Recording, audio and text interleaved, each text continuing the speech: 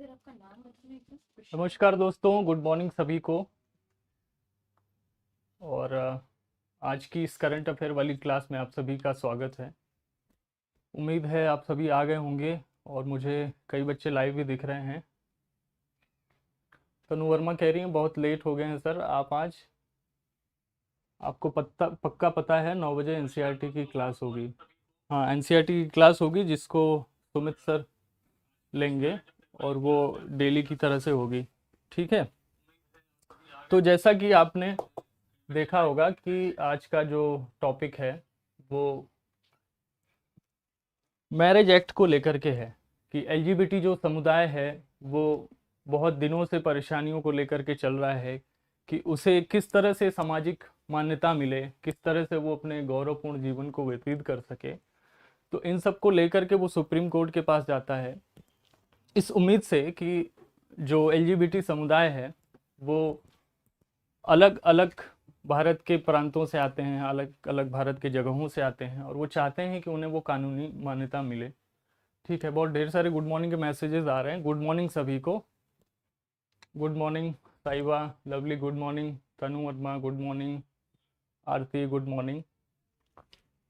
तो जैसा कि आप सभी जानते हैं कि भारत जो है विविधताओं का देश है और यहाँ पे रहने वाले लोग हिंदू भी हैं, मुस्लिम भी हैं, सिख हैं, ईसाई हैं। ठीक है, कई तरह के लोग रहते हैं यहाँ पे और सभी के लिए यह आज़ादी है कि वो अपना विवाह कर सकते हैं, अपने मनपसंद व्यक्ति के साथ रह सकते हैं, उन मनपसंद व्यक्तियों के साथ विवाह कर सकते हैं। ठीक है, तो इन सभी के लिए, हिंदू, मुस्लिम, सिख और ईसाइयों के लिए मैरिज एक्ट भारत ने बनाया हुआ है कि भाई आप अगर शादी कर रहे हैं तो उस शादी को मान्यता कैसे मिलेगी।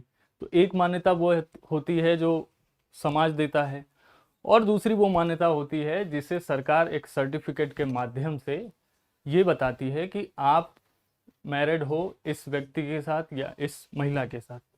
ठीक है, तो आगे बढ़ते हैं कि इन लोगों के लिए कौन कौन से मैरिज एक्ट हैं। जैसे हिंदू, जैन, बौद्ध, इनमें से कोई भी व्यक्ति या महिला वही विवाह करता है, ठीक है, तो उनके लिए हिंदू विवाह अधिनियम 1955 है। कोई मुस्लिम कम्युनिटी से है और मुस्लिम पर्सनल लॉ के अंतर्गत शादी करता है तो उसे इस मैरिज एक्ट के तहत उसको मान्यता मिलेगी। तीसरा यह है, ईसाई अगर कोई है तो ईसाई विवाह अधिनियम 1872, इसके तहत उसे मान्यता मिलेगी, सर्टिफिकेट मिलेगा। ठीक है, और पारसी विवाह अधिनियम अगर उसकी बात करें तो ये 193 है। इसी तरह सिख और आनंद विवाह अधिनियम 2012।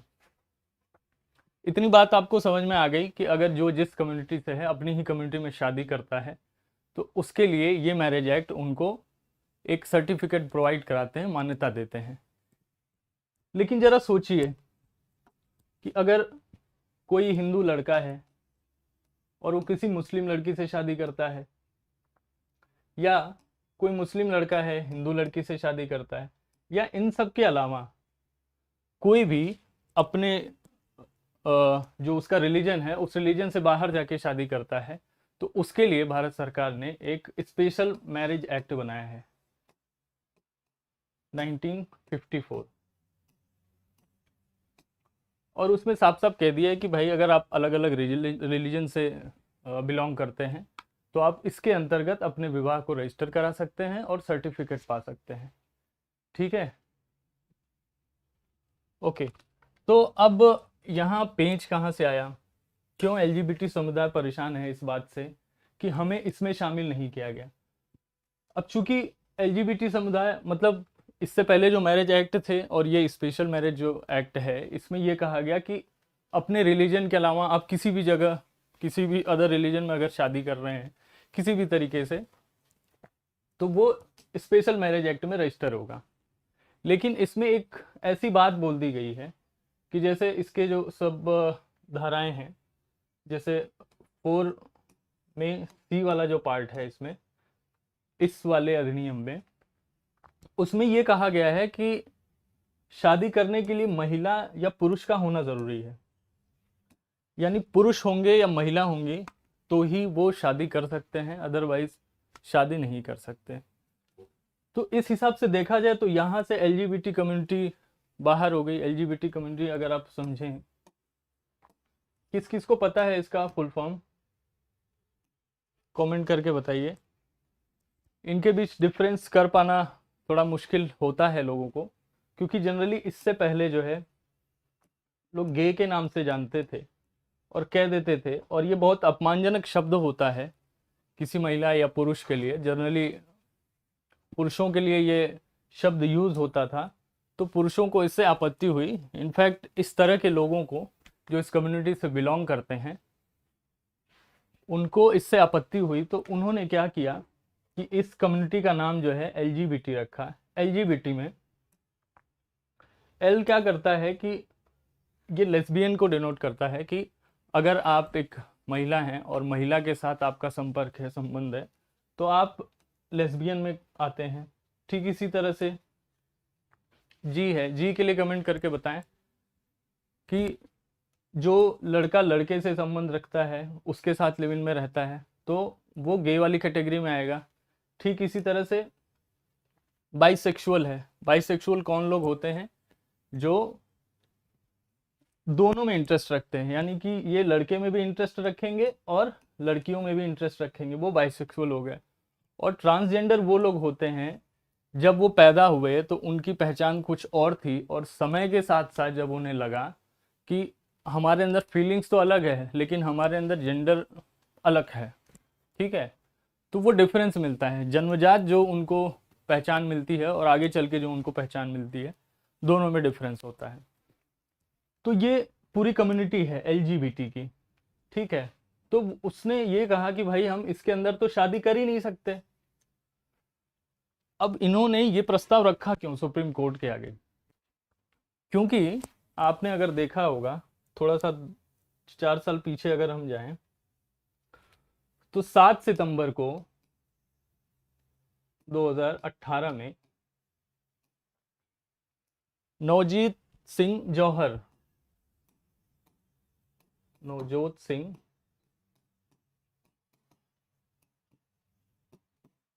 जौहर बनाम भारत संघ,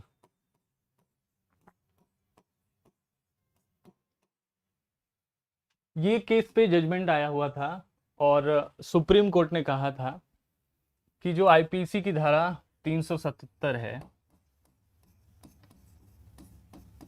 इस धारा को समझते हैं आप? तो उसने ये कहा कि इससे पहले लेस्बियन कम्युनिटी या जेंडर जिनके सेम होते हैं, ठीक है, लेस्बियन हो चाहे गे हो, ऐसे जो भी लोग थे उसको अपराध की श्रेणी में माना जाता था, क्योंकि अप्राकृतिक था कि एक लड़का और एक लड़के के बीच में कैसे संबंध हो सकता है, लड़का और लड़की के बीच में संबंध हो सकता है, लड़की और लड़के के बीच में हो सकता है। तो इसको अप्राकृतिक घटना माना जाता था और इसे अपराध की श्रेणी में रखा जाता था। तो सुप्रीम कोर्ट ने क्या करा कि धारा 377 में से ये बोल दिया कि भाई ये अब अपराध की श्रेणी में नहीं आएगा, ठीक है। जब अपराध की श्रेणी में नहीं आएगा तो सुप्रीम कोर्ट ने सीधे सीधे तौर पे कहा कि अब आप रह सकते हैं, यानी कि आपके अंदर जो फीलिंग्स हैं, जो आपकी क्वालिटीज़ हैं, उसके बेसिस पर आप फ्रीली रह सकते हैं जिसके साथ भी आप रहना चाहें। तो यानी इनको तो मौका दे दिया। अब इसी को लेकर के जब इन्हें अपराध की श्रेणी से बाहर हो गए, तो इसे लेकर के अब उन्होंने ये स्पेशल मैरिज एक्ट को टारगेट किया कि भाई लेकिन इसमें तो आपने लिखा हुआ है कि या तो महिला या पुरुष होना चाहिए, ठीक है। आगे बढ़ते हैं कि अब ये मांग उठी क्यों बार बार समय के साथ, क्योंकि 18 में तो जजमेंट आ गया था, और जब अपराध की श्रेणी से बाहर हो गया तो समस्या किस बात की है, आप रहिए। लेकिन नहीं, जब एक महिला और पुरुष शादी करते हैं तो उनके लिए गौरव की बात होती है, एक सम्मान की बात होती है, आत्मसम्मान की बात होती है, आगे जीवन जीने की बात होती है। यानी कि आप अगर ये समझें तो इसमें जीवन का अधिकार छिपा हुआ है, ठीक है, और अपनी स्वतंत्रता छिपी हुई है कि हम जिससे चाहें उससे शादी कर सकते हैं। लेकिन अब हम आ जाते हैं कॉन्स्टिट्यूशन के कुछ आर्टिकल्स पर। जैसे एक आर्टिकल हम ध्यान दें तो आर्टिकल 13 है, आर्टिकल 14 है, इसी तरह 15, 19 और 21 है।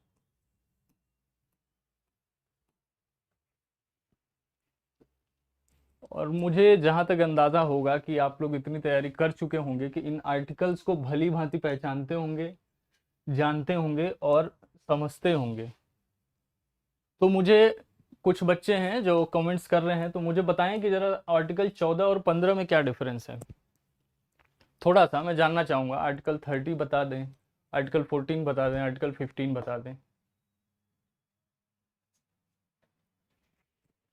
तो जैसा कि आप लोग आर्टिकल 13 के बारे में जानते हैं, तो आर्टिकल 13 ये कहता है कि अगर कोई भी सरकार, जैसे क्या होता है कि संसद क्या करती है, आपका कानून बनाती है। संसद कानून बनाती है किसके लिए? जनता के लिए, राज्य में रह रहे लोगों के लिए, उनके अच्छे के लिए बनाती है कानून। तो अब आर्टिकल 13 में ये कहा गया है कि अगर जो संसद या सरकार कानून बनाएगी, अगर वो मूल अधिकारों को सीमित करती है या उसमें किसी भी प्रकार से व्यवधान उत्पन्न होता है, तो सुप्रीम कोर्ट उसका संरक्षण करेगा। यानी सुप्रीम कोर्ट को संरक्षण देना है आपको, ठीक है।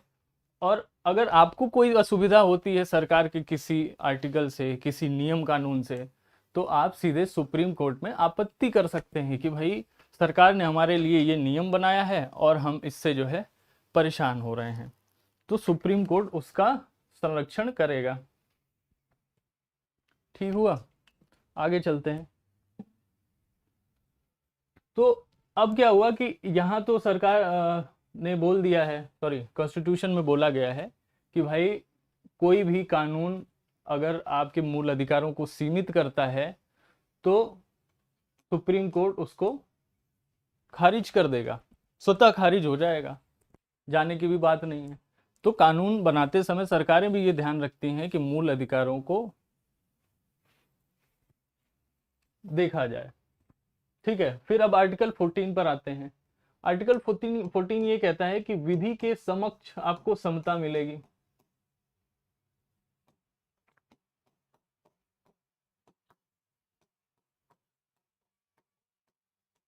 ठीक है, विधि के समक्ष समता मिलेगी, इसका कहने का मतलब है कि आपको कोई विशेषाधिकार प्राप्त नहीं होगा। यानी सभी लोगों को सरकार एक समान मानेगी, विधि के समान, विधि के समक्ष सबको एक तरह माना जाएगा, ठीक है। तो ये भी हो गया कि आपको समान अधिकार थे, आप चले आए सुप्रीम कोर्ट याचिका लेकर के कि भाई हमें शादी करने का अधिकार दे दिया जाए। ठीक उसी तरीके से आर्टिकल 15, आर्टिकल 15 में ये कहता है कि किसी लिंग, जाति, भाषा, क्षेत्र के आधार पर किसी से भेदभाव नहीं किया जाएगा, ठीक है।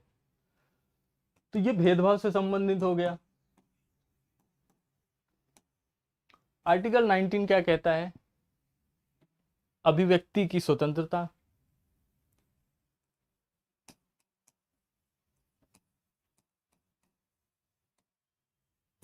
ठीक है, अभिव्यक्ति की स्वतंत्रता पे बात करता है।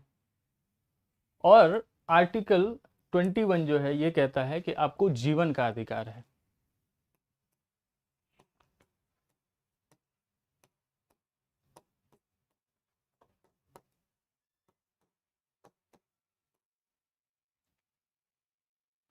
ठीक है, तो अब एलजीबीटी कम्युनिटी इन आर्टिकल्स के बेस पे किस तरह से सुप्रीम कोर्ट पहुंच सकता है, ठीक है, वो अभी समझने की हमें ज़रूरत है।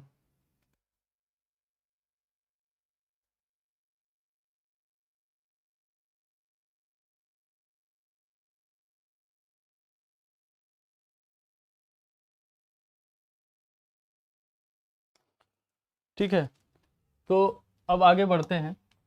अब चूंकि सुप्रीम कोर्ट कह चुका है कि भाई हम आपके मूल अधिकारों को सुरक्षित रखेंगे, उसमें कोई परेशानी आपको नहीं आने वाली है, ठीक है। तो अब क्या है कि जो शादी का विषय है, या आपको सेवेंथ शेड्यूल जो आपका है,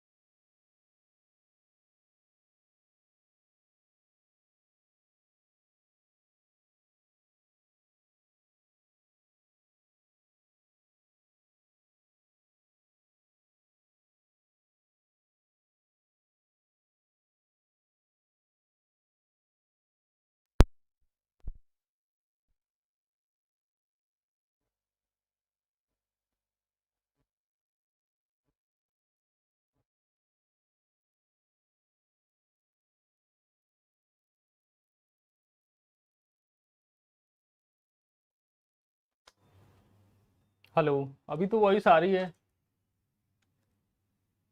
एक बार मैसेज करिए आप सभी।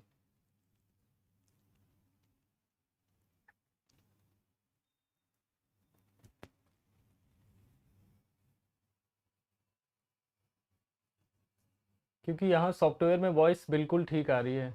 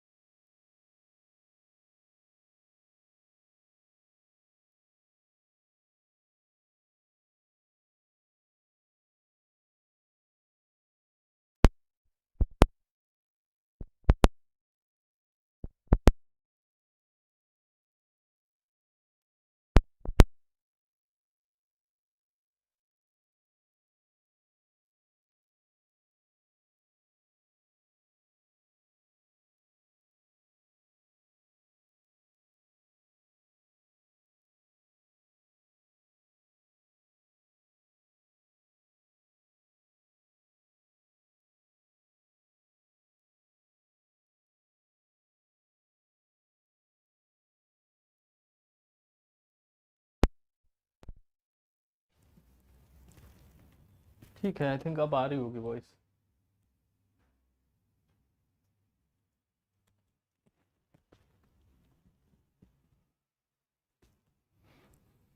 हेलो, अभी वॉइस आ रही है बच्चों?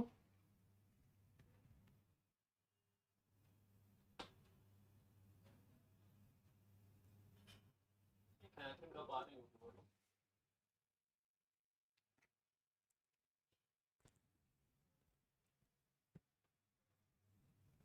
ठीक है, अभी आई होप कि अब नहीं जाएगी वॉइस।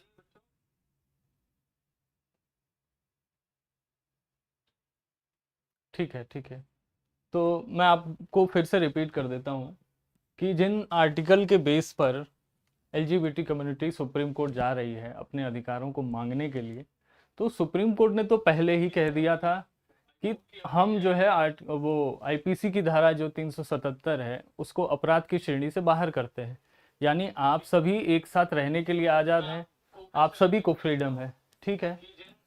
लेकिन लेकिन अब क्या है कि जो शादी वाला टॉपिक है वो 7 शेड्यूल में है, समवर्ती सूची में है। समवर्ती सूची में शादी का विषय ये है कि भाई वो राज्य का भी विषय है और संघ का भी विषय है। तो एक बार वॉइस बंद करिएगा, जो वॉइस आ रही है। ठीक है। तो आगे बढ़ते हैं कि एलजीबीटी कम्युनिटी मूल अधिकारों के बिहाफ पे गई थी सुप्रीम कोर्ट में अपनी मांग को रखने के लिए। लेकिन अब सुप्रीम कोर्ट क्या कह रहा है कि दरअसल जो शादी का मामला है ये मूल अधिकार है ही नहीं, मूल अधिकार है ही नहीं शादी जो है। अब शादी जब मूल अधिकार नहीं है तो आप किस बेस पे आ रहे हो? और सुप्रीम कोर्ट तो आपको इस बेस पर सुनेगा ना कि आपके किसी भी मूल अधिकार का हनन हो रहा है, उसको सीमित किया जा रहा है, उसको कम किया जा रहा है, हटाया जा रहा है। लेकिन अगर मूल अधिकार ये बना दिया जाए शादी कि हमारा ये मूल अधिकार है, तो हर कोई पहुंच जाएगा, कोई भी पप्पू पहुंच जाएगा कि भाई हमें शादी करनी है। अब सुप्रीम कोर्ट शादी तो नहीं करवाएगी। आपको जो आर्टिकल मैंने 21 बताया था,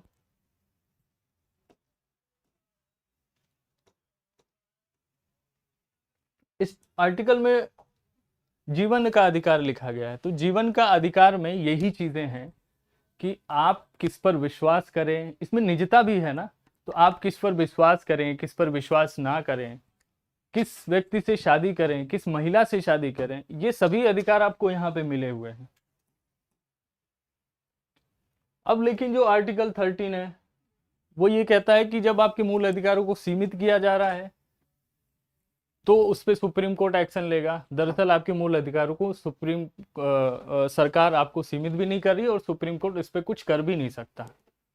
हालांकि जब सुप्रीम कोर्ट ने ये कह दिया कि आप एक साथ रह सकते हैं, तो जरा ये बताइए कि एक लड़का है और एक दूसरा लड़का है, ये एक साथ रह रहे हैं, तो वो लिव इन में ही तो रह रहे हैं। आप जहां जहां तैयारी कर रहे होंगे, दिल्ली, बिहार, पटना, इलाहाबाद, जहां जहां भी रह रहे होंगे, आप सभी एक किसी न किसी पार्टनर के साथ रहते हैं। तो उसको भी हम लिव इन का दर्जा देते हैं कि वो भी तो एक लिव इन है ना। लेकिन आजकल के टर्म में लिव इन रिलेशनशिप एक बहुत चर्चित विषय बना हुआ है कि भाई लिव इन में रह रहे हैं लोग, तो उनके बीच जो है एक संबंध है। तो एलजीबीटी कम्युनिटी किस लिए कह रही है कि भाई जो हम संबंध रख रहे हैं, एक दूसरे को पसंद कर रहे हैं, एक दूसरे से प्रेम कर रहे हैं, अब कोई लड़का एक साथ रह रहा है तो वो एलजीबीटी कम्युनिटी में तो नहीं आएगा, वो गे तो नहीं है। लेकिन अगर यहाँ पे कोई लेस्बियन लड़की है, वो लड़की के साथ रह रही है, उसके साथ शादी करना चाहती है, तो सुप्रीम कोर्ट आपको मना भी नहीं कर रहा है। वो बस ये कह रहा है कि ये अपराध नहीं है। वो आपकी फीलिंग की कदर करता है, आपको इजाजत देता है, लेकिन वो ये कहता है कि ये अपराध नहीं है। और ये भी नहीं कहता कि शादी करनी चाहिए आपको। तो कहता क्या है? तो कहता ये है कि भाई आप अपने रिलेशन को, आपका जो रिलेशन है ये आप रहो, तो वो लिव इन में रह रहे हैं। अब इसमें परेशानी कहां से आ रही है? परेशानी ये है कि अब इसमें पक्ष भी है और विपक्ष भी है। समझ पा रहे हैं आप? तो पक्ष में इसमें क्या हो सकता है कि एलजीबीटी कम्युनिटी क्या चाहती है कि हमें शादी का अधिकार दे दिया जाए। भाई हमारी भी शादी रजिस्टर हो, ठीक है, क्योंकि 2018 के निर्णय के बाद से बहुत लोगों ने शादी करी, ठीक है। वो ये स्वतंत्र हो गए कि सुप्रीम कोर्ट ने ये बोल दिया कि आप शादी कर सकते हैं। सुप्रीम कोर्ट तो आज भी नहीं बोलता कि आप शादी कर सकते हैं, वो दरअसल इसको अपराध की श्रेणी से बस बाहर मानता है। तो ये पक्ष में ये है कि शादी हमारी मान्य हो, सोसाइटी उसको एक्सेप्ट करे, और जो हमारी विरासत वाली चीजें हैं, हम बच्चे को गोद ले सकें, और भी तमाम प्रक्रियाएं जो एक वैवाहिक जीवन में जरूरी होती हैं, एक दंपति के लिए जरूरी होती हैं, वो सारे अधिकार जो सरकार ने अभी तक हर जगह पे पति और पत्नी के नाम से बनाए हुए हैं, ठीक है, कि कोई गवर्नमेंट जॉब में है, अगर वो मरेगा तो उसकी पत्नी को इतनी पेंशन मिलेगी, इतनी नहीं मिलेगी। जितने भी अभी तक उसके कानून बने थे वो पति और पत्नी को केंद्र में रख के बने थे। अब सरकार ये कहती है कि सरकार ही विपक्ष में है, क्योंकि केस ही भारत संघ के साथ है ना, तो सरकार ये कहती है कि हमें भाई ये आइडेंटिफाई करने में परेशानी होगी कि कौन पत्नी है और कौन पति है। ये समस्या तो होगी। दूसरा, विरासत संबंधी, कि भाई सारे रिलेशन जाएंगे कहाँ, कौन नाना होगा, कौन नानी होगा, कौन चाचा चाची बुआ ताऊ, इन सब के रिलेशन के बारे में कुछ पता ही नहीं होगा। कि भाई जो एलजीबीटी कम्युनिटी में तो यही है ना कि एक लड़का और लड़का शादी करेंगे, तो हमारे तो सारे रिश्ते नाते सब कुछ तहस नहस हो गया। इससे क्या हुआ कि हमारे समाज पर फर्क पड़ेगा, तो इससे हमारा समाज प्रभावित होगा, हमारी परंपराएं।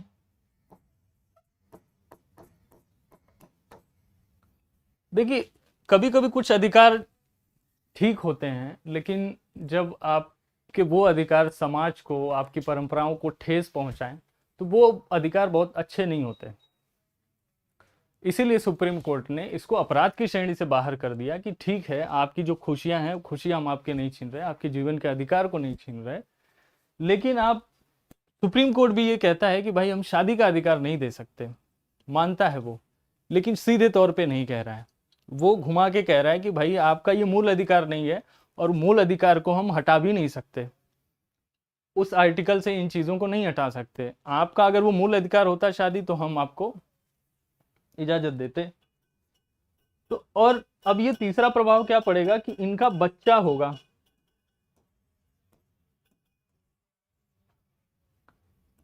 उसके आगे के जीवन पे, उसके सामाजिक जीवन पर क्या प्रभाव पड़ेगा, ठीक है। जैसे जब ये बच्चा बड़ा होगा तो वो किसे माँ बाप कहेगा, किसे दादा दादी कहेगा, किसे चाचा चाची कहेगा, तो एक तरह से जो उसका सामाजिक शोषण होगा, क्योंकि हमारे इंडिया जैसे कंट्री में ये चीज़ अभी उतनी एक्सेप्टेबल नहीं है कि लोग इतनी आसानी से मान लें कि ये लेस्बियन है इनका बच्चा है, ये गे है इनका बच्चा है। हाँ, ये अलग बात है कि समय बदल रहा है, लोग बदल रहे हैं, लोग शिक्षित हो रहे हैं, तो हमें भी ये हमारी जिम्मेदारी है कि अपने समाज के इंटेलेक्चुअल लेवल पर, उस लेवल पर, उसके बौद्धिक लेवल को और ऊपर लेके जाएं, ताकि इन लोगों को जो समस्याएं हो रही हैं, और ये छोटे मोटे लोग बहुत कम संख्या में नहीं हैं, ज़्यादा संख्या में हैं, दुनिया भर में 32 से 34 देशों में इसको जो है फ्री कर दिया गया है कि आप शादी कर सकते हैं। लेकिन इंडिया के लिए सोचना, क्योंकि इंडिया विविधताओं का देश है, और सुप्रीम कोर्ट ने ये भी कहा कि ये किसी ग्रामीण और शहरी क्षेत्र का मामला नहीं है, ये एक भावनात्मक मामला है जो समाज की गहराइयों से जुड़ा है, उसकी परंपराओं से जुड़ा है, और आने वाले भविष्य के लिए भी संकट का विषय है। तो अब हो क्या सकता है इसमें, क्योंकि सरकार तो मना कर दे रही कि भाई बच्चे को कैसे आप आगे उसके भविष्य की जिम्मेदारियां उठाएंगे। तो इन सब को ले करके अब जब हम आगे बढ़ेंगे, तो अब सरकार को करना क्या चाहिए, या समाज को क्या करना चाहिए। तो एकाएक तो कोई चीजें खत्म नहीं होंगी, हमें कुछ एनजीओज के साथ मिल करके, कुछ राजनेताओं के साथ मिल करके, धार्मिक संगठनों के साथ मिल करके इस पर बात करनी होगी, सोशल अवेयरनेस फैलानी होगी कि कैसे इन लोगों के शादी को हम मान्यता दिलवा पाएं सुप्रीम कोर्ट से। सुप्रीम कोर्ट से ये हम रिक्वेस्ट कर सकते हैं, ठीक है। लेकिन इतनी आसानी से किसी निर्णय को बदला नहीं जा सकता, क्योंकि सुप्रीम कोर्ट कानून नहीं बनाती। कानून कौन बनाता है? संसद बनाती है। तो आज का विषय ही यही था कि क्या जब सुप्रीम कोर्ट ने इनको एक साथ रहने के लिए आज़ाद कर दिया गया, तो क्या आपके लिव इन रिलेशनशिप्स जो हैं, क्योंकि अब सरकार के ऊपर बड़ी जिम्मेदारी आ गई कि भाई सुप्रीम कोर्ट कह भी नहीं रहा है कुछ और कह भी दिया कि भाई आप एक साथ रह लो। समस्या अब सरकार को है कि उसने सरकार से बोल दिया कि आप इनके लिए सोचिए, इनके लिए कुछ अलग कानून बनाइए, कुछ इनके जो अधिकार हैं, इनकी जो रिक्वायरमेंट्स हैं उसके बारे में सोचिए और काम करिए। तो क्या अब सरकार को, मेरा आपसे सवाल है कि क्या लिव इन रिलेशनशिप्स जो हैं, क्योंकि सिर्फ एलजीबीटीक्यू की बात नहीं है ना, जब वो भी शादी नहीं कर रहे हैं और एक साथ रह रहे हैं, तो फिर एक लड़का और लड़की साथ क्यों नहीं रह सकते? ये भी तो रह सकते हैं। तो इससे हर कोई इसमें आ जाएगा, हर कोई कहने लगेगा कि शादी की क्या जरूरत है। फिर वही बात होगी कि हमारे समाज पे उसका फर्क पड़ेगा, हमारी परंपराओं पे फर्क पड़ेगा। समझ पा रहे हैं आप मेरी बात? कोई और डाउट है तो आप मुझसे पूछ सकते हैं। वॉइस नहीं आ रही है, शायद आप लाइव नहीं है। आप लाइव वाली बटन पे क्लिक कर रहे हैं तो आप लाइव पहुंच जाएंगे। पीछे की वीडियो देख रही होंगी आप, ठीक है। तो यहाँ तो कोई डाउट नहीं होना चाहिए। अब ये है कि इससे आपके प्रीलिम्स में क्या ज़्यादातर सवाल पूछे जा सकते हैं। प्रीलिम्स में आपसे इन आर्टिकल्स को, जिन आर्टिकल्स के बारे में मैंने आपको बताया ना कि आर्टिकल 13, 14, 15, 19, 21, तो जैसे वो पूछ देगा कि शादी करने का अधिकार आपको किस आर्टिकल के तहत है, यानी अपनी इच्छा से आप किससे शादी कर सकते हैं। तो ऑप्शन जो है आपके पास मैं आपको दे देता हूं। आर्टिकल 14, आर्टिकल 15, आर्टिकल 19 और आर्टिकल 20। फटाफट आप लोग कमेंट करके बता दें कि कौन सा आर्टिकल होगा जिसमें आप अपने मनपसंद इंसान से शादी कर लेंगे। शॉर्ट वीडियो कह रहे हैं 21। और भी कमेंट आए, मैं उम्मीद करता हूँ आप सभी ने आर्टिकल्स पढ़े होंगे और सुमित सर ने आपको पढ़ाए हैं, तो डेफिनेटली आपके पास सही जवाब होगा। ठीक है, कोई बात नहीं, वीडियो ख़त्म होने के बाद भी आप कमेंट्स कर सकते हैं। फिलहाल आर्टिकल 21 जो है ये आपको आज़ादी देता है, स्वतंत्रता देता है कि आपको जीवन का अधिकार है कि आप किसी पसंद करें, किसी विश्वास करें, किसके साथ शादी करें, ठीक है। और मेंस के पर्सपेक्टिव से आपको इसकी गहराई को और समझना है, इसके नोट्स मैं आपको दे दूंगा, पीडीएफ दे दूंगा, ठीक है। और इसके बाद कोई आपको डाउट हो तो आप कमेंट्स कर सकते हैं, बता सकते हैं मुझे। और आगे आने वाले वीडियोस के बारे में भी आप मुझे कमेंट्स करके बताइए कि किस तरह की वीडियो और आपको चाहिए, क्योंकि इस तरह के टॉपिक आपको पढ़ने पड़ेंगे। आप डेली न्यूज़पेपर पढ़ रहे होगे, टेस्ट लगा रहे होगे करंट अफेयर के, और कोशिश मैं ये करूँगा कि इस महीने के अंत में, दिसंबर के लास्ट में, इस पूरे साल का करंट अफेयर आपको कराया जाए। उस पूरे साल के करंट अफेयर की एक मैराथन क्लास होगी जिसमें आपको जनवरी से लेके दिसंबर तक के सारे करंट अफेयर मिलेंगे सिर्फ एक वीडियो में, ठीक है। तो मैं आपको कुछ काम दे देता हूँ, जो भी लोग अगर इच्छुक हैं इस काम के लिए, आंसर राइटिंग के लिए, तो वो एक काम कर सकते हैं। काम ये करना है कि आपको हिंदू मैरिज एक्ट